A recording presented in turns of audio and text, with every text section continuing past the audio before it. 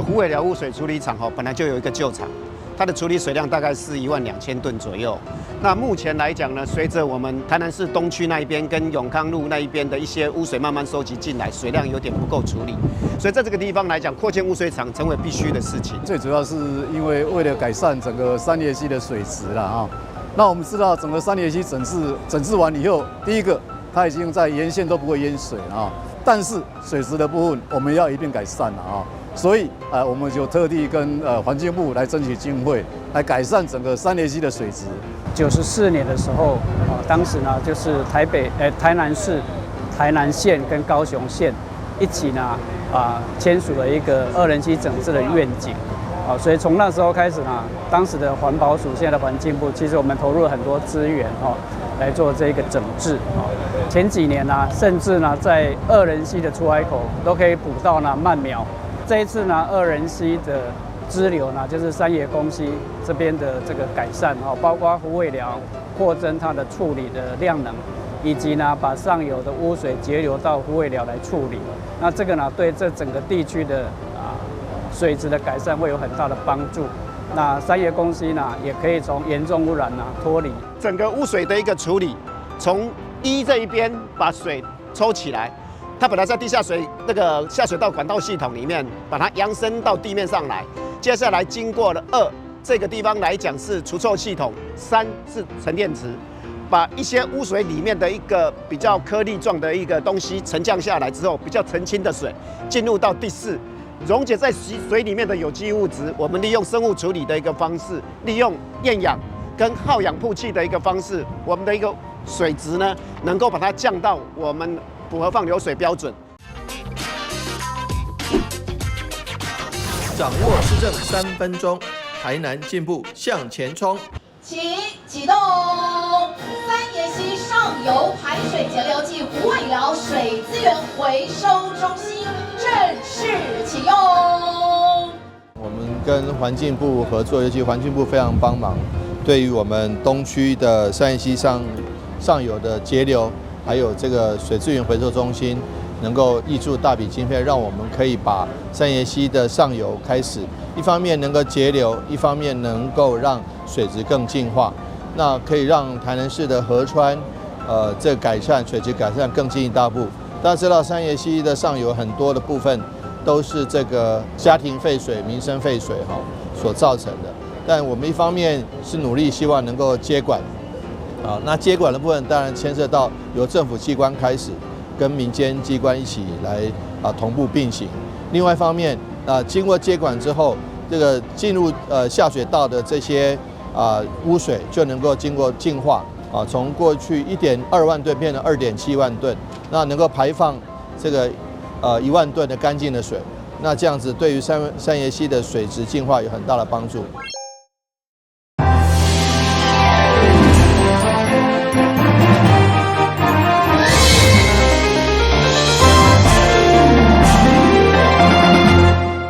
大家好，我是陈碧纯，欢迎收看9月10号礼拜2的中嘉台南地方新闻。为了改善台南市健康路各大路口，由议员林依婷、蔡小薇甲周家伟透过立委林俊宪争取将近1档中央补助5200万的经费，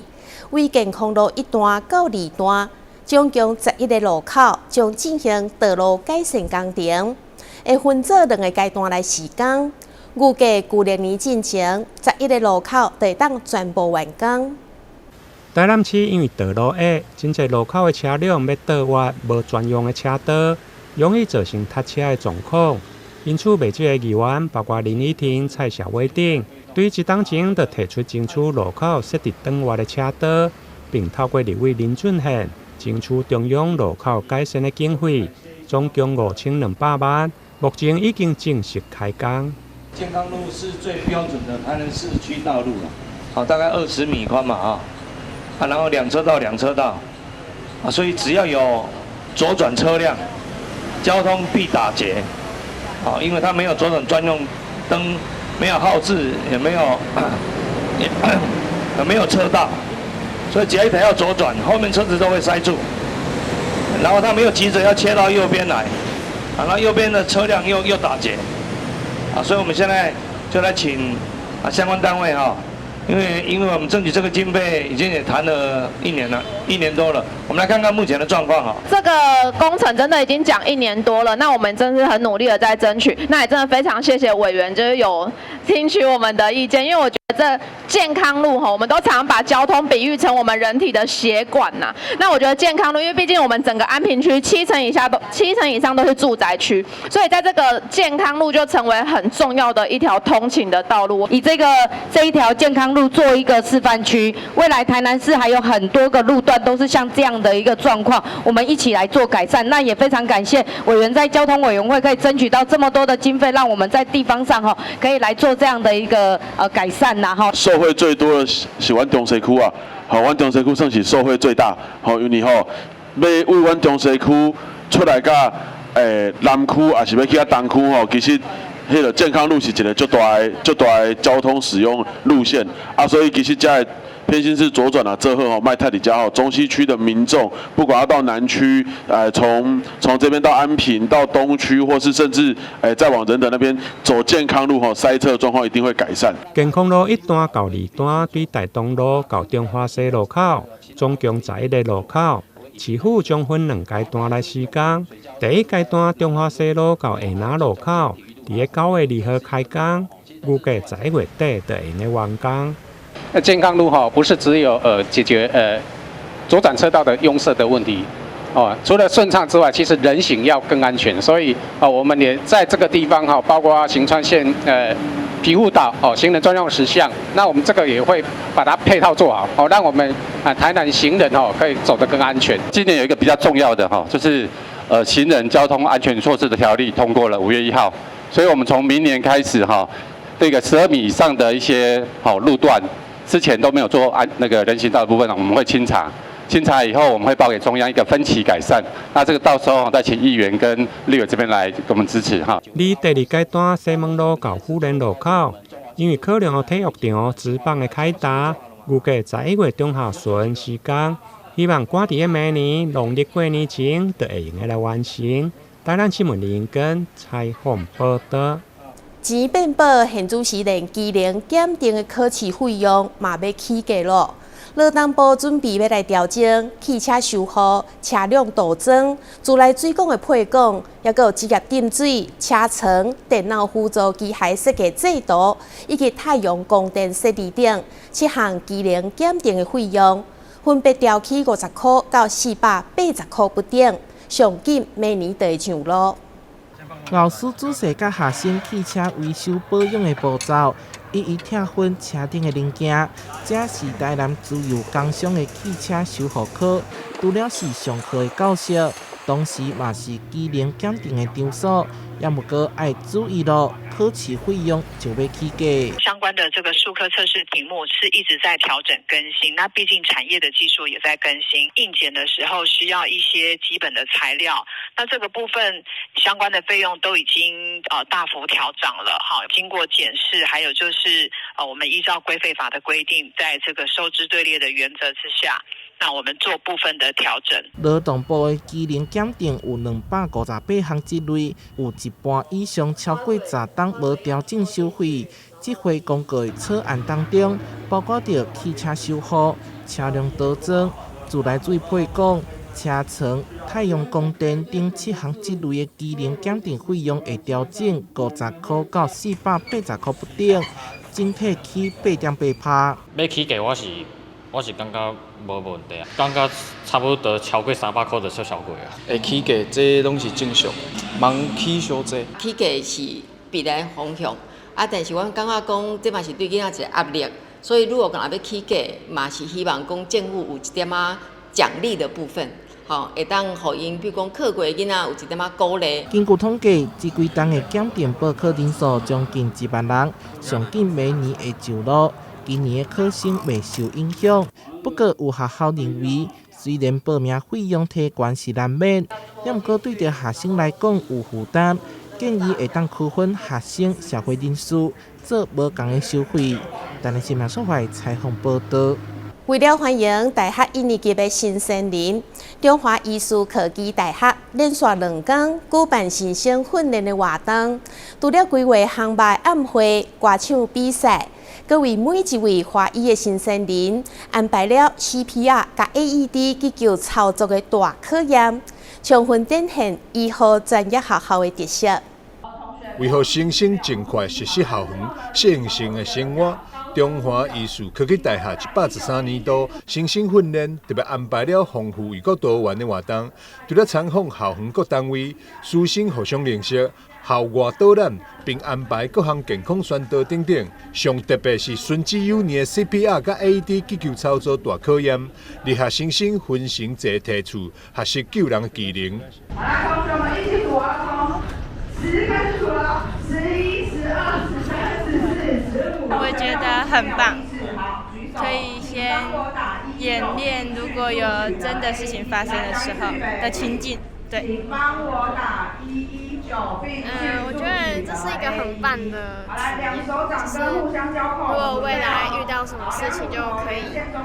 可以用上。今天跟昨天是我们的新生训练，我们替2000多位的新生安排了一系列的活动，包括我们的各处室的工作内容介绍，还有就是有一些比较特殊的，比如说我们早上安排了防灾防震的演习，还有晚上安排他们的一个烤肉的一个活动。今年也特别准备了2只大猪，希望我们的新生能够非常开心的在这个中华医大来生活。那另外呢，我们每年一定安排的 CPR 跟 AED 的演练也是能够陆续的展开。那我们也希望我们的新生2000多位都能认知他自己是医护的学生，所以在急救救人这一块是他的天责，那基本的技术应该都要有。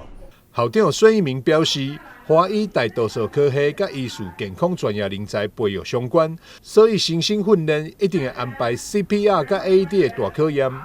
望每一位华裔的新生人伫学习过程中，不仅会当学会向正确急救技术，嘛会当体会救人的意义。记者张秀维采访报道。皮克球是目前全球上热门的运动之一，因为伊容易学，适合高年龄层来参加。台南市体育总会皮克球委员会结合台湾圆山国际主审协会，将举办2024高都圆山杯主审全国皮克球锦标赛，9月14号、15号2天将伫台南登场。台南市皮克球运动伫体育总会单项委员会主委林美燕积极的推动，目前全市大约有700个皮克球的组织，参与的人数大约400-500人。因此，台南市体育总会皮克球委员会特别结合台湾圆山国际主审协会，将伫台南举办2024高都圆山主审杯全国皮克球的锦标赛。皮克球委员会事实上，真的是用心，希望把这个好的新，对台南市来讲，皮克球是一个新的一个就是运动项目啦，所以我们委员会都希望能够皮克球委员会都希望能够好好的去行销它，包括在场地的争取。我中地前次我嘛是很主席有好几个场地，所以等一下我也会好好的分享我们的场地，让听到这些听到在这一次里面比赛过程中活动过程中，那你听到第一次接触皮克球，你想要来接触它的时候，你可以到哪个地方去锦标赛呢，我们慈善协会呢，我们做了一个全额的赞助，还有呢，我们另外总共提供了10万的一个奖金。后来呢，他参与上面呢十分的踊跃总在截至现在呢有142个的选手，后来呢总共分成了200多组，在台南办了2天的比赛。对，后来我们相信呢，借由这个比赛呢 ，OK， 因为这些选手可能带上家人啊什么的 ，OK， 我们一方面可以推广体育活动，一方面呢也能够促进台南的一个的观光。这届比赛预计吸引150组的参赛队伍，总奖金高达10万块。预计9月14、15 2天，将伫新南国小的风雨球场来登场，欢迎加入皮克球运动的民众会用的前往观赛。为选手来加油。台南新闻林跟采访报道。中央新闻在基隆，中嘉新闻在台北，中嘉新闻在新北，中嘉新闻在桃园，中嘉新闻在台南，中嘉新闻在高雄，忠实呈现最佳新闻。每周六下午1点，请锁定高雄都会台中嘉新闻周报，带给您最在地的观点，最有人情味的报道。台湾好新闻就在中嘉新闻周报。每当9月到12月是金马上界好食的时阵，台南都业者特别选伫秋天金马季节推出浮夸式的菜色——爆蛋红鲟猪油饺饭。这道菜不止好食，连用看拢是一种享受。以炭烤海鲜闻名的府城烧烤家，这次又有骚操作，配合秋天吃蟹的季节，特别推出爆蛋红鲟猪油拌饭。新鲜红鲟慢火先烤至外壳变红，慢慢的，一只只红鲟散发出炭香及海味鲜香。满满蟹黄蟹膏的红鲟放到猪油拌饭上，就是要让消费者味觉、视觉都满足。红鲟它炭烤的话，本身它那个甲壳的香气就是很香，所以其实我们本来平常我们就会来吃它的炭烤红鲟，然后它这次做这样的组合的话，我觉得就是招待朋友的话，我觉得就是会更适合。台南的红鲟呢，一般来讲用蒸的，但是它是用烤的哈，所以这是一个比较特殊的地方。更重要的是烤和用蒸的差在哪里？温度哈，因为红鲟里面的蛋哈，如果它用烤的话，一出来它就凝固了哈。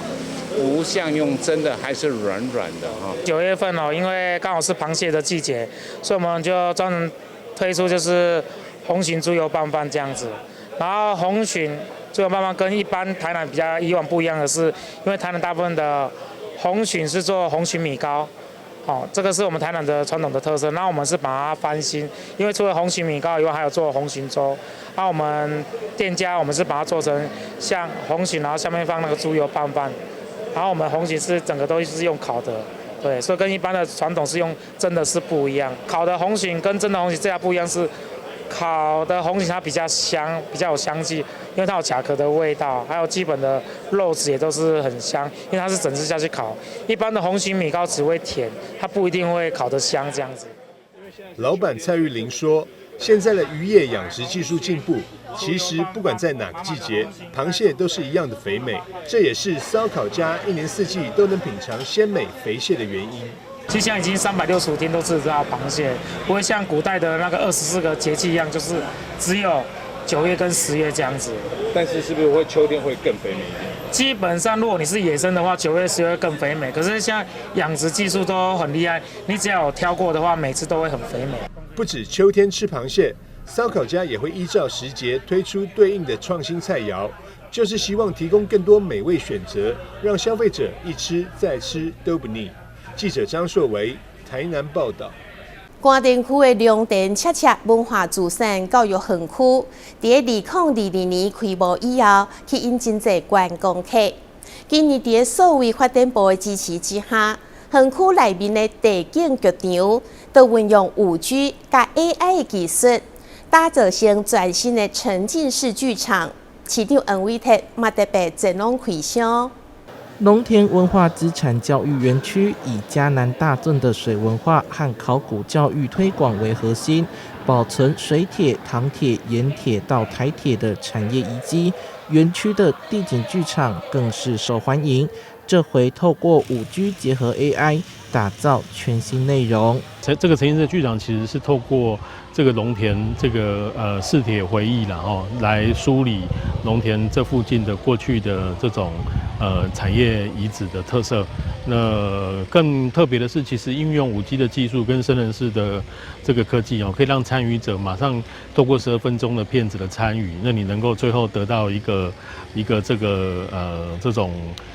不同的答案。以科技艺术互相结合，从过去单一线性叙事方式加入多人共创体验内容，现场游客能一起互动，寓教于乐，是台南珍贵的历史文化资产与科技应用的重要示范。事实上，非常谢谢我们速发部的大力支持，能够让这个沉浸式剧场有轮流有3部主要的影片来播放。借着这3部主要影片，能够让大家了解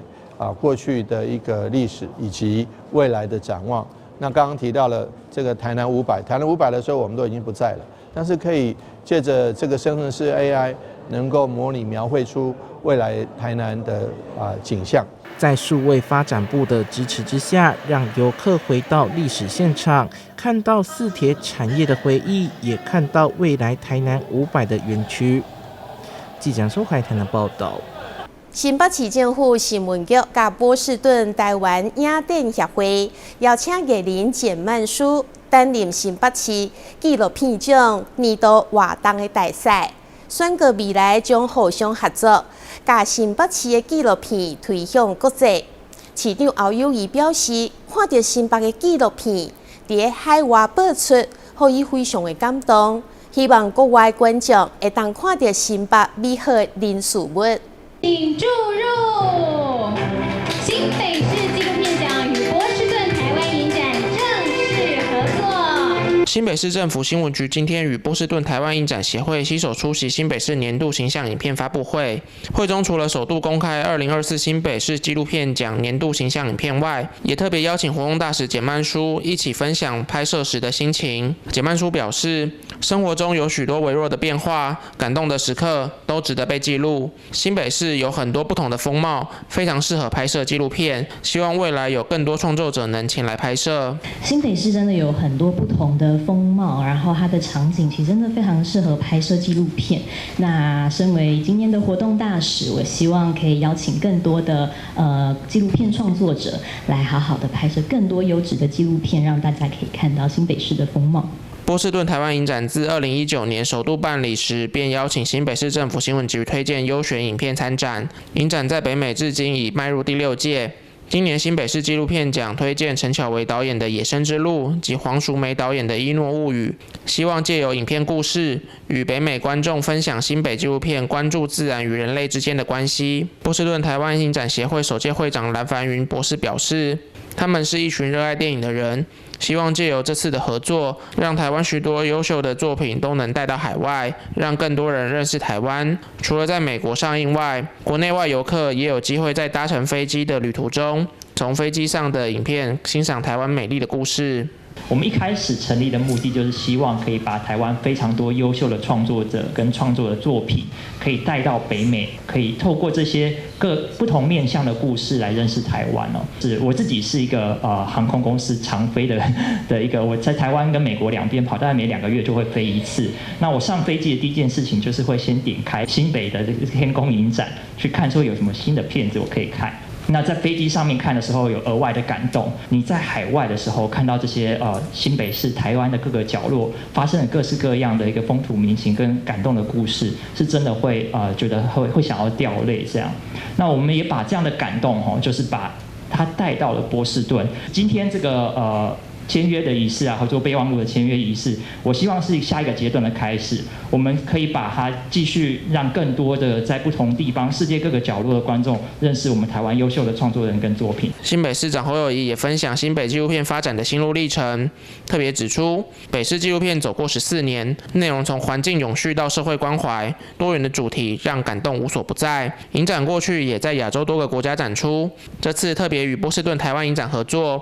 让国外观众都能看到新北的成长，也让世界看到台湾，借由影片故事跟台湾接轨。新北市纪录片走了14年，感动无所不在。那这一次我们跟波士顿台湾影展大家携手合作，让新北市的纪录片能够从不管在本土在天空翱翔的国际的这个影片走到全世界。尤其我们新北市的纪录片的影展已经在新加坡、泰国跨国，这一次又来到波士顿，跟波士顿的台湾影展大家携手合作。那新北市的纪录片记录了很多感人的故事，断永续环境，以及关怀社会人文，这些点点滴滴的故事，透过这样一个故事的力量，让台湾、让新北市，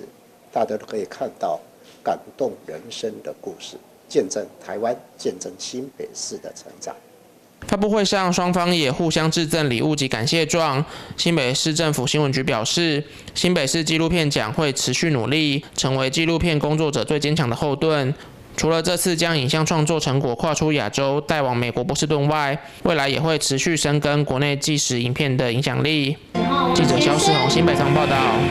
高雄火车站将要完工，持续受到注目，连周边的场地也是大家注意的焦点。亲像车站的头前有一粒大球，因为造型甲光线反射，最近就引发热烈的讨论。高雄这运为了反光的问题，将球做了包膜，即马规粒球就亲像是一粒太黑色的铁笼。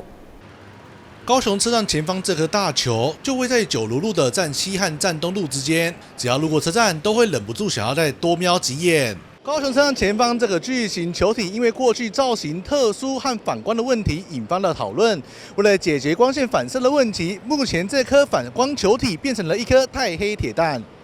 因为钢铁的球体相当容易反光，大太阳底下又会吸热，经过的人都可能会被闪光和热气影响到。为了大家的驾驶安全，高雄捷运公司为整个球体做了包膜，现在变成了一颗钛黑色的铁蛋。对比过去光滑的表面，现在反光的强度降低了不少，也减少了吸收的热量。我们在楼上看是不会，应该是有好一点，因为它至少现在不会刺眼，